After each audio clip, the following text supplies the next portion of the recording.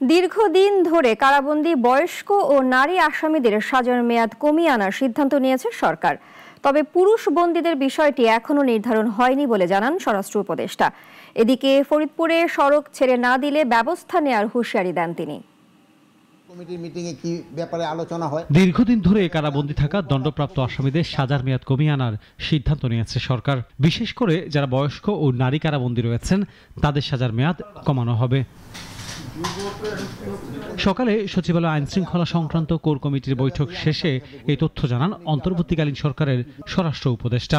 কত বছর কমানো হবে সেটির সিদ্ধান্ত এখনো হয়নি বলে জানান তিনি। মেয়েদের ক্ষেত্রে হয়তো আমরা 20 বছর করে দিতে চাচ্ছি, ছেলেদের ক্ষেত্রে হয়তো আরও একটু বেশি হতে পারে, বাট আবার কতগুলি স্পেসিফিক আছে তার বয়সটা কত। এই সময় সনাতন ধর্মাবলম্বীদের আসন্ন দুর্গাপূজা যাতে নির্বিঘ্নে সম্পন্ন হয় সেই জন্য প্রয়োজনীয় সব ব্যবস্থা নেওয়া হবে বলেও জানান তিনি। পূজার ক্ষেত্রে কোনো ধরনের কোনো অসুবিধা যেন না হয়, এই জন্য আমাদের যা যা করার আমরা সবই করব এবং পূজাটা যেন নির্বিঘ্নে এবং ধর্মীয় রীতিনীতি মেনে যেন করতে পারে, এই জন্য আমরা সব ব্যবস্থা করে দেব। ফরিদপুরের অবরোধের ঘটনা নিয়েও কথা বলেন জাহাঙ্গীর আলম চৌধুরী।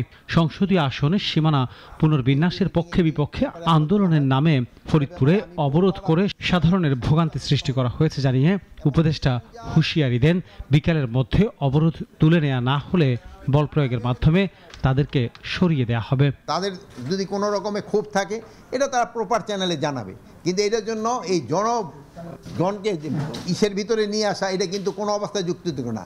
এগুলো জনগণের কিন্তু ভোগান্তি হচ্ছে। এই দুইটা ইউনিয়নে কতজন লোক আর কতজন ভোটার আর কত প্রায় লাখ লাখ লোকের কিন্তু আপনি জিম্মি করে রাখছেন, এটা কিন্তু কোনো অবস্থায় বরদাস্ত করা হবে না। আমরা হয়তো এই আজকেই বিকালের মধ্যে যদি এটা তারা সমাধান না করে আমরা আইন প্রয়োগের মাধ্যমে এটা করে দেব। উপদেষ্টা জানান, বৈঠকে পুলিশের প্রশিক্ষণ এবং আসন্ন নির্বাচন উপলক্ষে প্রস্তুতি নিয়ে আলোচনা হয়েছে। সামগ্রিক আইন শৃঙ্খলা পরিস্থিতি ছাড়াও আলোচনায় ছিল সাম্প্রতিক দুটি ছাত্র সংসদ নির্বাচন ও সীমান্ত সংক্রান্ত বিষয়ে। সব শুরু করে দিতে আমাদের প্রস্তুতি শুরু। আনোয়ার হোসেন, নাগরিক, ঢাকা।